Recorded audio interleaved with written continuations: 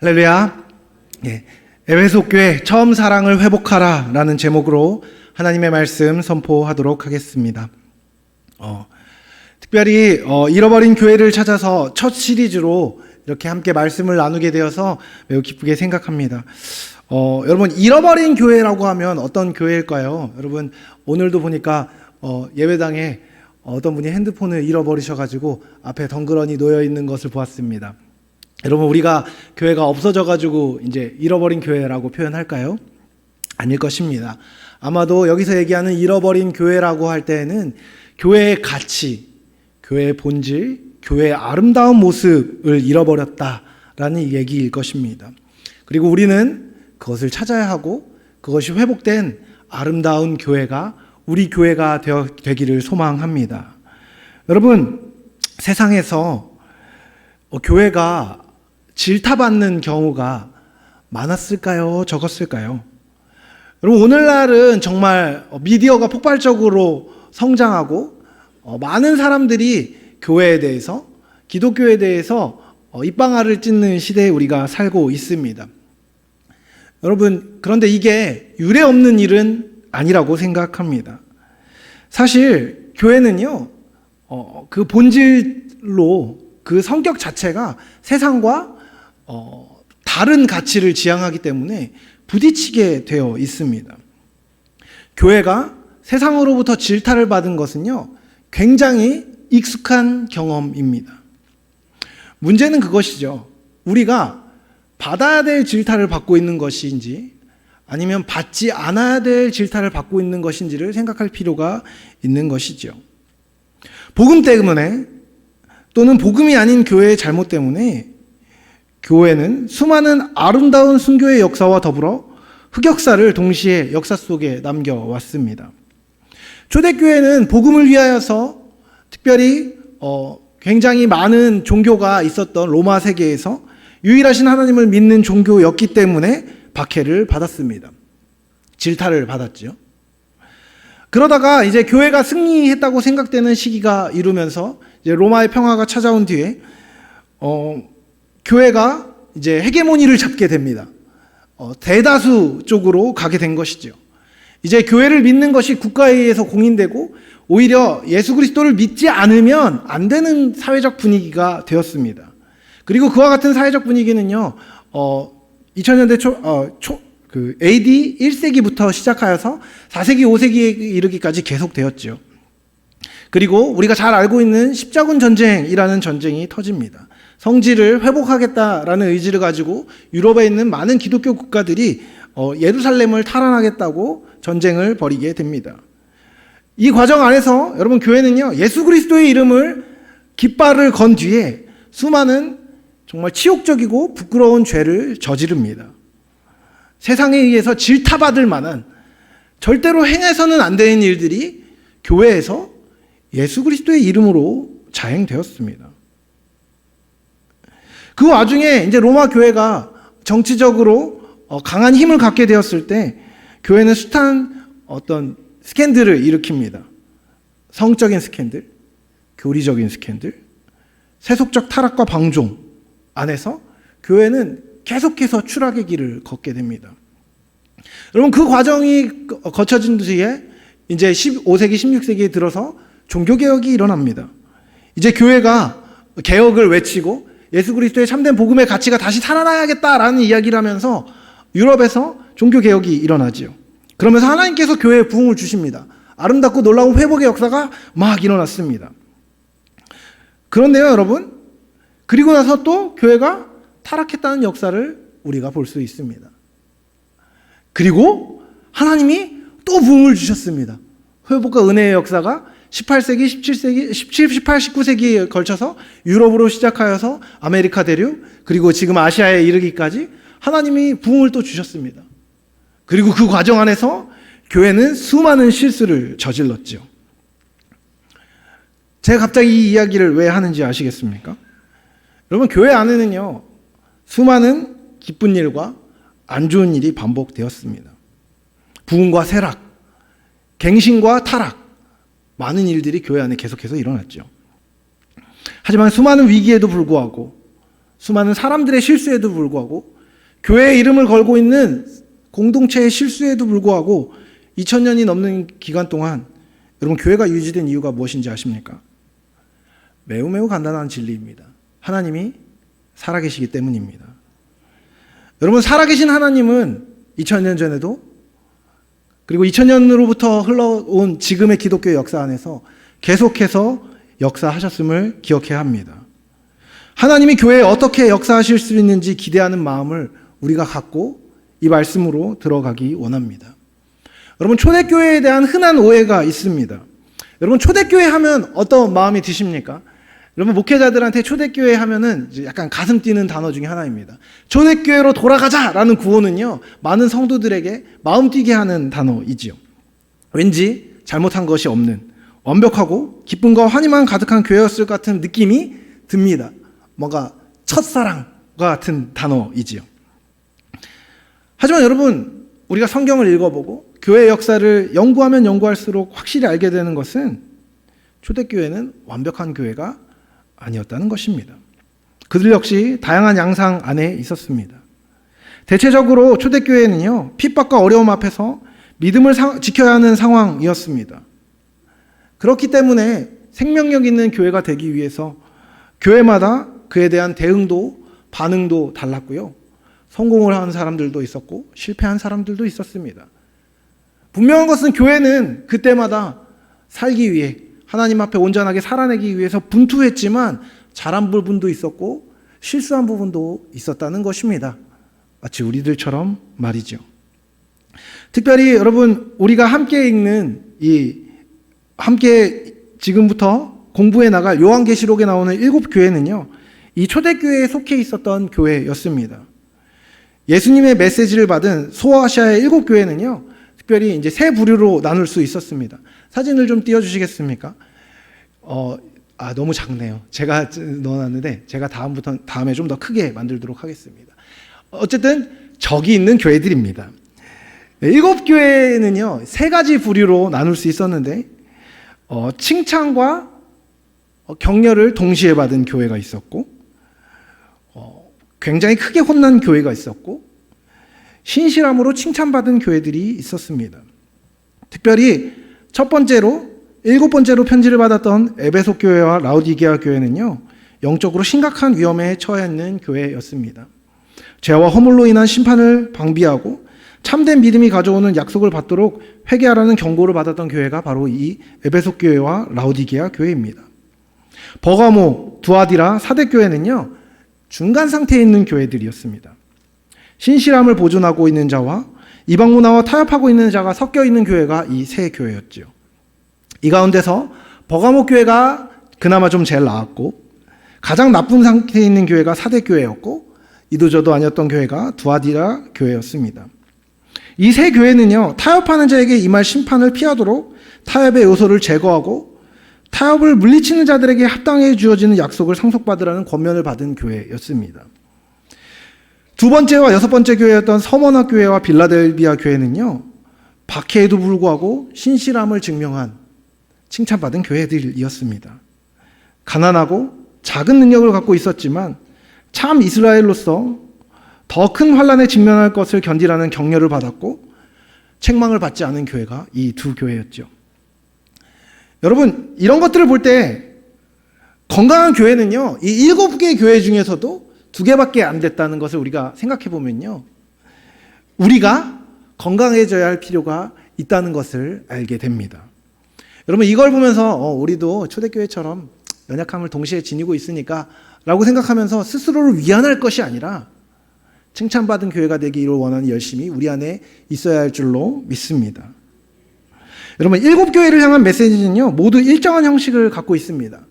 일단 예수님이 짜잔 하고 나타나셔서 예수님이 어떤 모습인지 딱 보이시고, 가장 먼저는 그 교회를 향한 책망의 메시지가 담깁니다.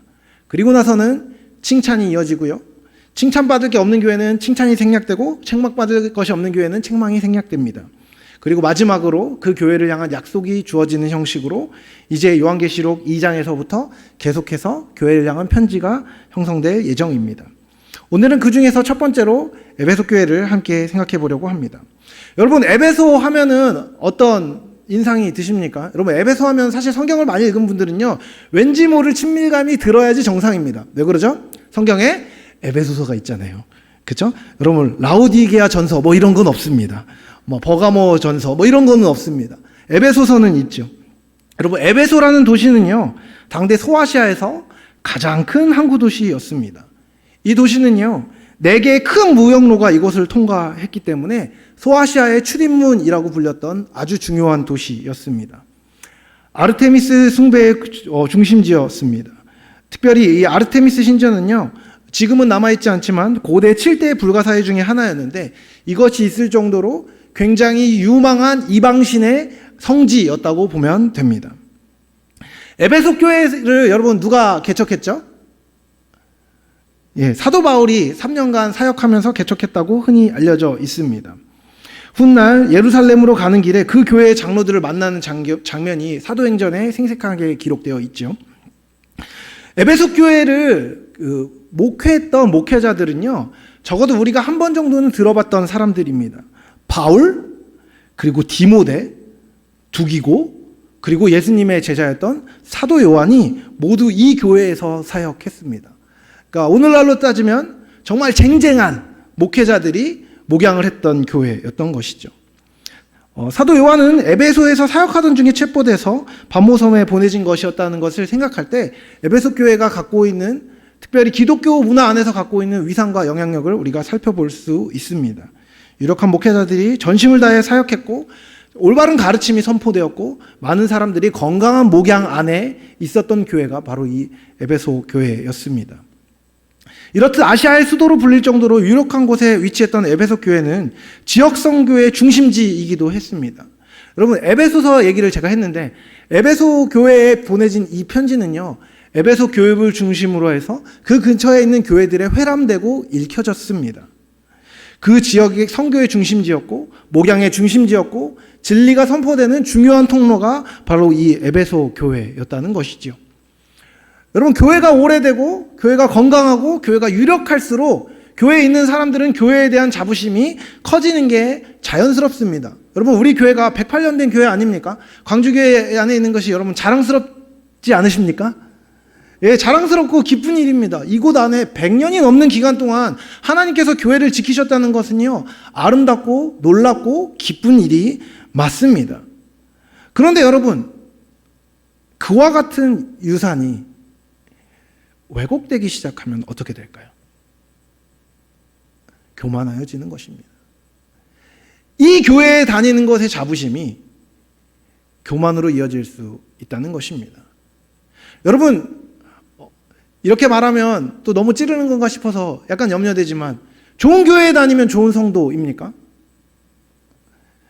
좋은 목사님의 말씀을 들으면 삶이 좋아져야 되는데 여러분 많이 좋아지고 계십니까? 내가 좋은 교회, 좋은 목사님과 함께 사역한다는 것이 내 삶을 예수님과 가깝게 만들어주는 것을 보장해 줍니까? 그렇지 않을 수 있다는 것입니다. 그런데 에베소 교회는요, 내가 그래도 사도 바울이랑 같이 신앙생활을 했는데, 사도 요한이랑 같이 신앙생활을 했는데 라는 생각으로 교만하여진 교회였다는 것입니다. 그런 상태에 있는 에베소 교회에 예수님의 모습에 대한 묘사로 메시지가 시작되는 것을 볼 수 있습니다. 여러분, 예수님에 대한 묘사가 1절에 나오는데요, 우리 1절을 함께 좀 읽어보도록 하겠습니다. 에베소 1절 우리 함께 읽어보도록 하겠습니다. 함께 읽습니다. 시작. 에베소 교회의 사자에게 편지하라. 오른손에 있는 7별을 붙잡고 7 금 촛대 사이를 거니시는 이가 이르시되. 여러분, 예수님은요, 앞으로 나오는 메시지에도 계속 나오겠지만 각 교회의 상태에 걸맞는 모습으로 나타나십니다. 여기서 나오는 예수님의 특징은요, 에베소 교회가 등한시하고 있는 핵심 진리가 무엇인지를 알려줍니다. 여러분, 제가 방금 전에도 말씀드렸지만 에베소 교회는 스스로 모교회, 그리고 전통 있는 교회, 가장 영향력 있는 교회라는 의식을 가지고 있었고 그것 때문에 교만하여져 있었습니다. 그런데 여러분, 예수님이 어떻게 묘사되십니까? 오른손에 7뼈를 붙잡고 7 금촛대를 거니시는 이라고 표현됩니다. 여기서 얘기하는 7별, 7금 촛대는요, 바로 여기서 묘사되고 있는 7교회를 상징합니다. 여러분, 모든 교회의 주인이 누구이십니까? 그리스도이신 것입니다. 그렇기 때문에 그리스도께서 7별, 즉 교회의 모든 권세와 권위를 갖고 계신 분이며 7금 촛대 사이, 즉 모든 교회를 돌아보시며 교회를 다스리시는 분이심이 이곳에서 묘사되고 있는 것입니다. 에베소 교회가 아무리 유망하여도, 아무리 큰 영향력을 갖고 있어도 교회를 다스리시는 분은 예수님이시라는 것이죠. 그렇기에 에베소 교회는 교만하면 안 되는 것입니다. 교만할 여지가 없는 것이죠. 이를 상기시키면서 편지가 시작됩니다. 그렇게 에베소 교회가 마땅히 들어야 할 이유를 말씀하시고 주의를 집중시키신 뒤에 예수님은 먼저 그간 험한 세상 가운데 믿음을 지킨 에베소 교회를 격려하십니다. 에베소 교회의 장점은요, 행위의 수고와 인내였습니다. 2절로 3절까지를요, 우리 함께 읽어보도록 하겠습니다. 2절로 3절 함께 읽습니다. 내가 내 행위와 수고와 내 인내를 알고 또 악한 자들을 용납하지 아니한 것과 자칭 사도라 하되 아닌 자들을 시험하여 그의 거짓된 것을 내가 드러낸 것과 또 내가 참고 내 이름을 위하여 견디고 게으르지 아니한 것을 아노라. 아멘. 여러분, 에베소 교회의 장점은요, 행위의 수고와 인내였습니다. 여러분, 여기서 얘기하는 행위는 무엇일까요? 신자들의 전체적인 영적 생활을 이야기합니다. 경건을 위해서 교회가 애썼던 모든 것을 말하는 것입니다. 여기서 얘기하는 인내는요, 악한 자들을 용납하지 않았으며 거짓된 선생들과 논쟁하여 그들을 바른 가르침으로 이겨냈던 것을 묘사합니다. 여러분, 바울은요, 에베소서에서 에베소 교회를 향해서 이렇게 말했습니다. 사나운 이리와 같은 자들이 양떼를 아끼지 않고 교회를 위협할 것이다. 바울은 에베소 교회에게 그 경고를 했고 에베소 교회는 그 경고를 잊지 않았습니다. 그들은 위협에 대응하여 분투했습니다. 이것을 예수님도 인정하고 계신 것입니다. 그들은 인내했습니다. 고단한 시기에 예수 그리스도를 향한 신뢰와 굳건한 견딤의 삶을 통해서 예수 그리스도를 향한 믿음을 지켜냈던 것이죠. 환난과 핍박 가운데서 주를 바라보며 굳건히 이겨냈던 것이 에베소 교회가 했던 잘한 일이었습니다. 여러분, 에베소 교회가 했던 이와 같은 분투는 우리에게도 매우 중요한 시사점을 던져줍니다. 여러분, 오늘날의 세대가 어떤 세대입니까? 악한 가르침이 팽배합니다. 폐역하고 음란하고 어두운 문화가 오늘날의 가치를 지배하고 있습니다. 여러분, 이때 진리를 붙잡고 분투하는 여러분이 되시기를 다시 한번 축복합니다. 악한 가치를 여러분의 삶에 용납하지 마십시오. 죄악과 거짓된 가르침이 교회와 우리의 사상 속에 침투해 들어올 때 여러분, 그에 대해 단호한 태도와 의견을 갖고 싸워야 합니다. 또한 여기 이것에 있어서 특별히 여러분은 무지하면 안 됩니다. 저는 교회에 오래 다녔지만 그와 같은 잘못된 의견이 잘못된 것은 아는데 왜 잘못된지는 몰라요 라고 얘기하는 것은요, 여러분, 무책임한 일입니다. 그것을 알기 위해서 여러분 분투하셔야 됩니다. 성경을 펴고 신문을 펴고 이 세대 가운데서 그리스도인으로서 무엇을 해야 되는지에 대한 분별할 만한 기준을 갖추셔야 합니다. 특별히 나이 드신 어르신분들에게 제가 꼭 부탁드리고 싶은 것은 젊은 세대와 소통할 때요, 여러분의 언어가 아니라 그들과 함께 할 수 있는 언어를 여러분 배우도록 분투해야 하는 것입니다. 젊은 세대에게도 제가 동일하게 얘기합니다. 어른 세대들이 단순히 꼰대라고 치부해버릴 것이 아니라 어른 세대들이 겪었던 경험에 대해서 함께 이해하고 함께 대화하고 한 진리를 향해 나아갈 수 있는 언어를 익혀야 하는 것이지요. 아유, 나는 몰라, 이제 됐어, 귀찮아, 이 나이에 대해서 뭘 더 해 라고 얘기하는 것은요, 여러분, 끝까지 분투하는 태도가 아닌 것입니다.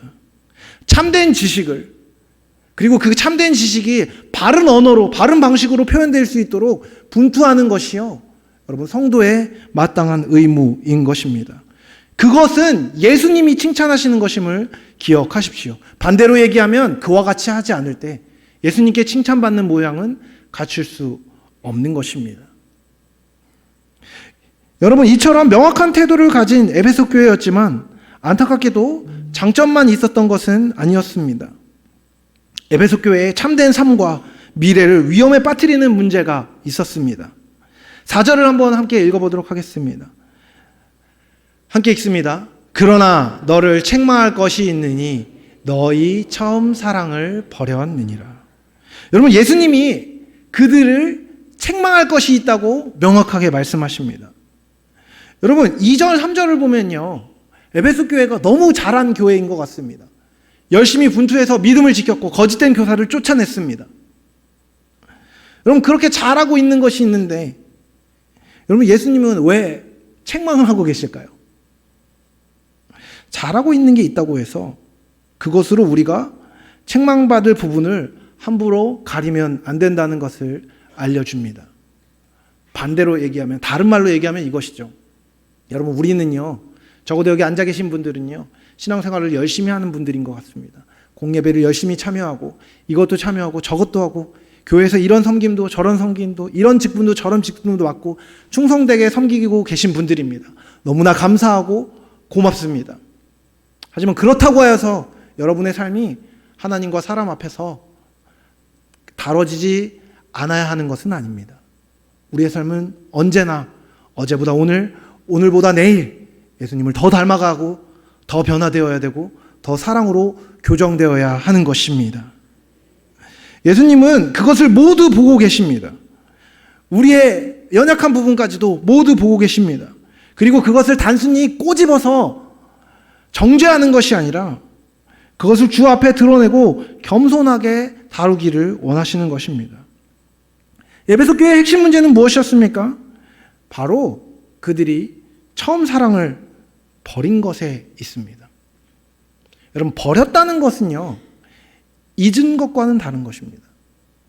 버렸다라는 것은요, 사실 적극적인 행동입니다. 버렸다는 것은요, 한편 포기한다는 것을 의미합니다. 이 사랑은요, 처음, 다른 말로 하면 회심 직후에 가졌던 사랑을 의미합니다.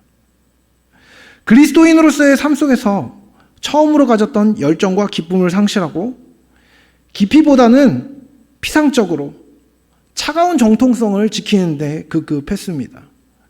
열정을 유지하지 못했던 것이죠. 그렇다면 여러분, 그들이 버린 사랑의 정체는 무엇이었을까요? 사랑이 무엇인지를 알면 그 사랑의 정체를 알 수 있겠죠. 마가복음 12장 29절에서 31절에 예수님이 이렇게 말씀하십니다. 예수께서 대답하시되 첫째는 이것이니 이스라엘아 들으라. 주 곧 우리 하나님은 유일한 주시라. 내 마음을 다하고 목숨을 다하고 뜻을 다하고 힘을 다하여 주 너의 하나님을 사랑하라 하신 것이요. 둘째는 이것이니 내 이웃을 내 자신과 같이 사랑하라 하신 것이라. 이보다 더 큰 계명이 없느니라. 하나님을 사랑하고 이웃을 사랑하는 이 사랑을 그들은 잃어버렸던 것입니다. 여러분, 그들은 긴긴 거짓 가르침, 긴긴 세상의 가치와의 싸움 안에서 지쳐버리고 말았습니다. 진리를 사랑했지만 진리를 향한 사랑은 거짓된 가르침에 대한 미움도 함께 동반하게 됩니다. 그리고 거짓된 가르침을 미워하다 보면요, 이상하게 그 가르침을 따르는 자들을 향해서도 동일한 미움을 갖게 됩니다. 그 지리한 싸움 안에서 그들은 지쳤고 사랑이 식어졌습니다. 그리고 그 와중에 주위에 함께 동역하는 사람들에 대한 친절함과 사랑도 잊어버리게 되는 것이지요. 그리고 지쳐버린 그들이 하나님의 은혜를 향한 소망을 잃게 되었고, 그건 그들이 원래 그 싸움을 하게 만들었던 원천인 하나님께 대한 사랑도 잃어버리게 만들었습니다. 그들은 뜨거운 사랑이 아니라 차가운 의무감으로 계속해서 신앙생활을 하고 있었습니다. 그리고 동역자와 하나님께 대한 사랑이 식어지면요, 자연스럽게 세상을 향한, 잃어버린 영혼을 향한 사랑도 같이 잃어버리게 됩니다. 같이 포기하게 되는 것이죠. 같이 버리게 되는 것입니다. 여러분, 이 세 가지 사랑을 잃어버리는 모양을 생각해 보면요, 무엇이 먼저인지를 저는 많이 생각하게 되는 것 같습니다. 여러분, 하나님 사랑을 잃어버리면 이웃 사랑과 세상 사랑을 잃어버리는 것일까요? 아니면 세상 사랑을 잃어버리면 하나님도 이웃도 못 사랑하게 되는 것일까요? 이웃 사랑하는 것을 포기하면 하나님 사랑과 그 세상을 향한 사랑을 잃어버리는 것일까요? 사실 뭐가 뭔지는 다 알 수는 없습니다.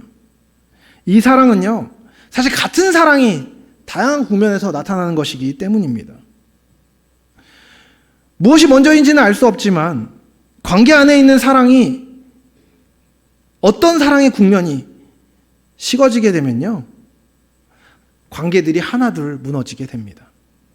그리고 질서가 어긋나게 되는 것이죠. 사랑이 상실되는 것, 사랑하기를 포기하는 것, 그것이 에베소 교회의 죄요, 허물이며 실수였다는 것을 알게 됩니다. 여러분, 사랑이 상실되는 어려움은요, 에베소 교회에만 있었던 것일까요? 그렇지 않다는 것을 우리는 모두 알고 있습니다. 오늘날 수많은 교회가 엉켜진 한 지점에서 시작된 사랑의 실종으로 말미암아 어려움을 겪고 있습니다. 여러분, 하나님을 사랑하는 것, 이웃을 사랑하는 것, 세상을 사랑하는 것, 이 사랑은요, 연결되어 있습니다. 어느 한 부분이 힘을 얻어서 세워지면요, 다른 것도 같이 세워지는 것을 우리는 많이 경험합니다. 반대로 어느 한 부분이 치명적으로 무너지기 시작하면 다른 사랑도 같이 무너지는 것을 우리는 경험합니다. 여러분, 어떠십니까? 여러분 안에 하나님을 향한, 이웃을 향한, 세상을 향한 사랑이 단순히 실종된 것이 아니라 그 사랑을 포기하고 내버려 두지는 않으셨습니까? 실수로 인해 넘어졌을 때 우리는 어떻게 해야 합니까? 5절에 그 내용이 나옵니다. 5절을 우리 함께 읽어보도록 하겠습니다. 함께 읽습니다. 그러므로 어디서 떨어졌는지를 생각하고 회개하여 처음 행위를 가지라. 만일 그러하지 아니하고 회개하지 아니하면 내가 내게 가서 내 촛대를 그 자리에서 옮기리라. 아멘. 실수로 인해 넘어졌으면요, 여러분, 그 자리에 계속 넘어져 있으면 안 됩니다. 잘못하면 촛대가 옮겨집니다. 여러분, 이 말 참 무섭지 않습니까? 촛대가 옮겨진다는 말이죠. 여러분, 촛대는요, 그리스도를 드러내는 성령의 능력을 나타냅니다. 여러분, 왜 옮긴다는 것일까요? 그것을 의지하지 않는, 다른 말로 하면 사랑하고 그리스도를 드러내는 능력을 나타내지 않고 있는 그들의 모습에게서, 그들의 모습을 보면 그것은 허비되고 있는 것이기 때문입니다. 다른 말로 얘기하면 이것이죠. 여러분, 하나님을 사랑하고 이웃을 사랑하고 세상을 사랑하는 것은요, 그리스도를 드러내는 성령의 능력입니다. 여러분, 그 성령을 버리면, 그 사랑을 버리면요, 성령께서 역사하실 수 있는 통로가 사라지는 것이죠. 사랑을 여러분이 사랑하기를 포기하는 순간 복음이 능력을 잃는 것입니다. 그러면 여러분, 사랑하지 못하고 있는 교회를 통하여서 여러분 인류를 구원하는 것을 하나님이 계속 하시겠습니까? 아니면은 사랑하고 있는 공동체를 찾아서 당신의 성령을 그곳에 부어주시겠습니까? 매우 간단한 논리인 것이죠. 그렇다면 해결책은 무엇입니까? 결국 예수님은 그 촛대를 유용한 곳으로 옮겨서 그 빛을 비추기를 원하실 것입니다. 잘못하면 옮겨진다는 것이죠. 그래서 예수님은 말씀하십니다.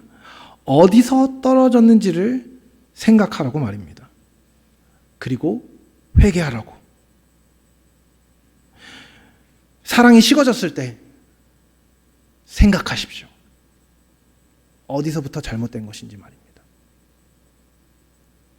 그리고 그 지점에서부터 풀어야 합니다. 여러분, 실타래가 이렇게 얽혀 있을 때 얽힌 실타래를 풀려면 어떻게 해야 되죠? 이러고 찾아야 됩니다. 어디서 얽혔는지 보이질 않아요. 그러면 여러분, 실을 빨리 쓰려면 어떻게 해야 되죠? 잘라버리면 됩니다. 근데 여러분, 실을 자르면요, 그 실로 원래 만들려고 했던 것을 만들 수 없습니다. 실이 사라지면 옷도 사라지는 것입니다. 그 지점으로 돌아가야 합니다. 그리고 그 지점에서 다시 은혜를 구하고 사랑을 부어주신 것을 간구해야 합니다. 이것이 얼마나 어려운 일인지 저도 너무 잘 알고 있습니다. 그 지점에서 시작하는 거 말이죠. 사람들은요, 그 지점을 덮고 싶어 합니다. 잘라버리고 싶어 하지요. 단절시켜버리고 싶습니다. 잊어버리고 싶지요. 왜죠? 그것이 더 편하기 때문입니다. 하지만 여러분, 그것은요, 적극적으로 사랑하기를 포기하는 것입니다.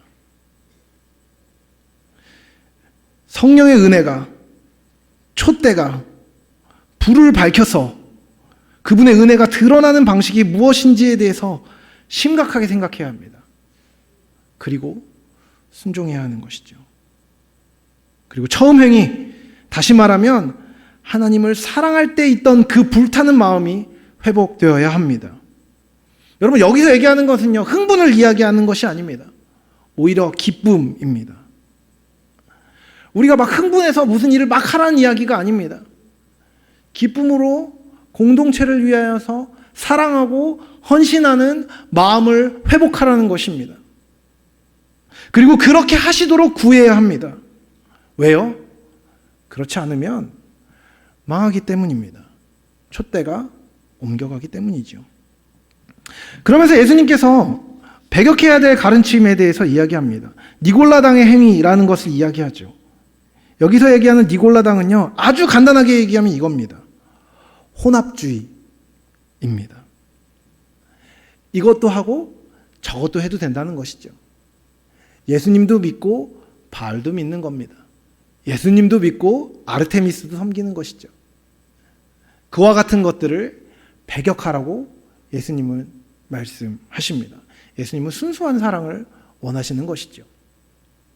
오늘 점심때 제가 한 청년을 만났습니다. 청년을 만나서 이런저런 이야기를 하는데 그 청년이 저에게 우리 교회 청년들, 친구들 이야기를 좀 하면서 이런 이야기를 하더라고요. 그 친구가 신앙은 있는데 요즘에 마음이 어때서 그런지 안 나와요 라고 이야기하더라고요.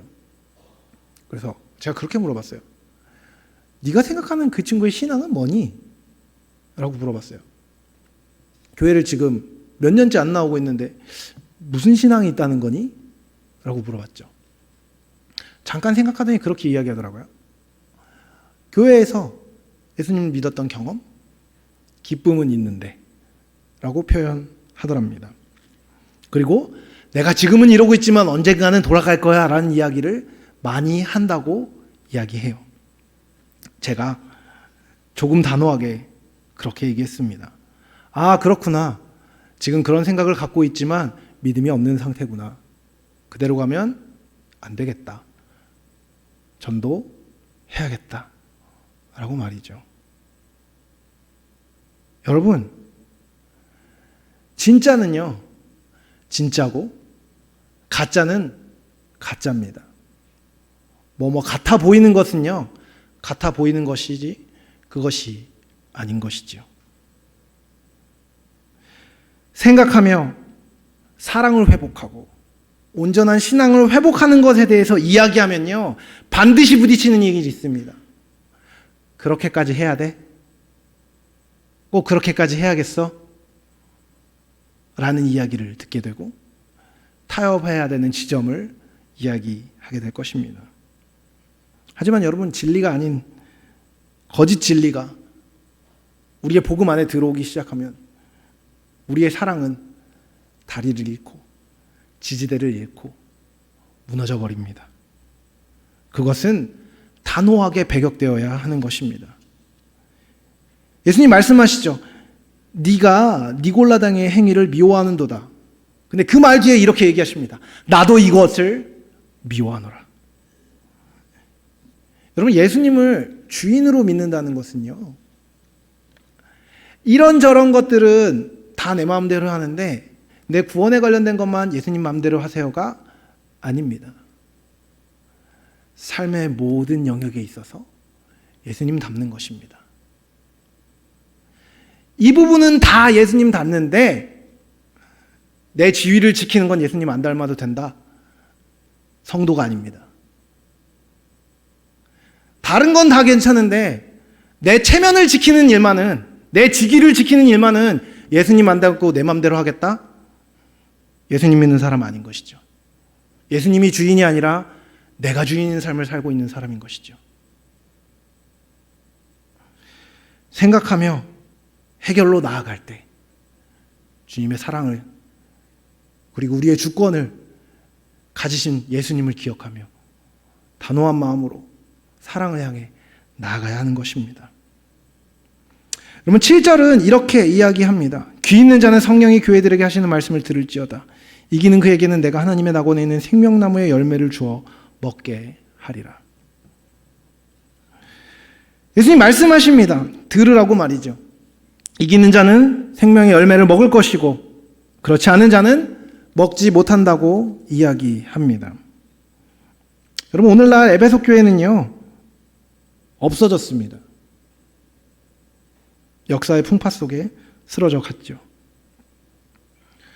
하지만 하나님은 새로운 교회들을 세우셨고 계속해서 당신의 역사를 보이고 계십니다. 누군가는 승리에 참여하여서 승리의 열매를 먹었고, 누군가는 끝까지 마음을 지키지 못하고 생각을 지키지 못하여 쓰러져 갔습니다. 이기는 자는 누구입니까? 여러분, 무엇에서 이기는 것입니까? 사랑을 포기하지 않는 것입니다. 하나님을 사랑하고 그 사랑으로 이웃을 사랑하고 세상을 섬기는 사랑을 놓지 않는 것이죠.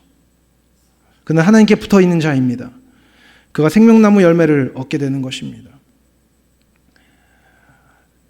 제가 그런 이야기를 자주 합니다. 청년들한테 특히 그런 이야기를 많이 해요. 젊은 부부들에게도 그런 이야기를 합니다. 예수님 언제까지 믿으실 겁니까? 믿어왔던 날보다 앞으로 믿을 날이 더 적게 남으신 분들도 계시겠지만, 믿은 날보다 앞으로 믿어야 할 날들이 더 많은 분들도 여기 계실 거라고 생각합니다. 여러분, 그러면요, 여기 계신 분들은 적어도 예수님을 믿는 경력이 엄청나게 많이 쌓여있는 경력직들입니다. 그렇다면 여러분, 이제 교회 짬 먹을 만큼 먹었고 교회 국수 먹을 만큼 먹었으니까 이제 예수님 사랑 그만해도 되는 겁니까? 그렇지 않다고 예수님 말씀하십니다. 끝까지 사랑하는 자가 열매를 먹는 것입니다. 끝까지 사랑을 포기하지 않는 사람이 끝까지 예수 그리스도를 향하여서 몸과 마음을 들여서 섬기는 자리, 낮아지는 자리를 끝까지 집요하게 포기하지 않고 찾아가는 자를 주님이 높이신다고 말씀하십니다. 이를 위해서 우리는 계속 주의 말씀을 듣고 우리의 마음을 새롭게 하고 주의 진리에 대해 헌신해야 합니다. 내가 이만했으면 됐지라는 말을 저는 교회에서 듣는 것을 좋아하지 않습니다. 심지어 어른들이라고 하셔도 그렇게 말씀하시는 것 죄송한 말씀입니다. 겸손한 것이 아닌 것이죠. 이만큼 했으면 됐지는요, 일에는 국한될 수 있을지 모르겠습니다. 여러분, 갑자기 여러분한테 교회 청소하고 무거운 물건을 들라고 이야기하는 것이 아닙니다. 이만큼 하셨으면 예수님을 가장 많이 사랑하는 모습을 보여주시는 여러분이 되시길 축복합니다. 예수님을 가장 많이 닮은 분들이 여러분이 되시기를 축복합니다. 교회에서 가장 중요한 직분을 맡고 계신 분들이 가장 많이 포기하는 분들이 되시기를 축복합니다. 보이는 세상 속에 느껴지는 가치와 비진리를 거절하고 주님을 향해 헌신하고 주를 위해 세상에 그것을 외쳐야 하는 것입니다. 여러분, 오늘날의 교회들은요, 너무 많이 붙잡으려고 합니다. 저는요, 예수 그리스도를 위해서 내가 이만큼 성공하겠습니다라는 얘기를 하는 사람은 많이 봤는데, 예수 그리스도를 위해서 사랑으로 시원하게 망해보겠습니다라고 얘기하는 사람은 본 적이 없습니다. 가치를 지키기 위해 죽으십시오. 주께서 살리실 것입니다. 십자가의 고난이 없는 곳에 부활의 영광은 존재할 수 없습니다. 요즘에 많은 사람들이 뒷문을 열어주기를 원합니다. 아, 그만했으면 됐습니다. 열심히 하셨죠? 그만하세요. 그 얘기를 듣기 원하죠. 예수님 그렇게 말씀하지 않으십니다. 주를 향한 사랑이 여러분의 인생의 마지막 날에 가장 뜨거워지기를 축복합니다. 그 사랑으로 세상을 더욱 사랑하며 교회를 섬기고 이웃을 섬기며 그 섬김으로 아름다운 열매 맺는 여러분이 되시길, 첫사랑을 회복하시고 그 은혜로 마지막까지 충성을 다하는 여러분이 되시길 주님의 이름으로 축복합니다. 기도하겠습니다. 거룩하신 하나님,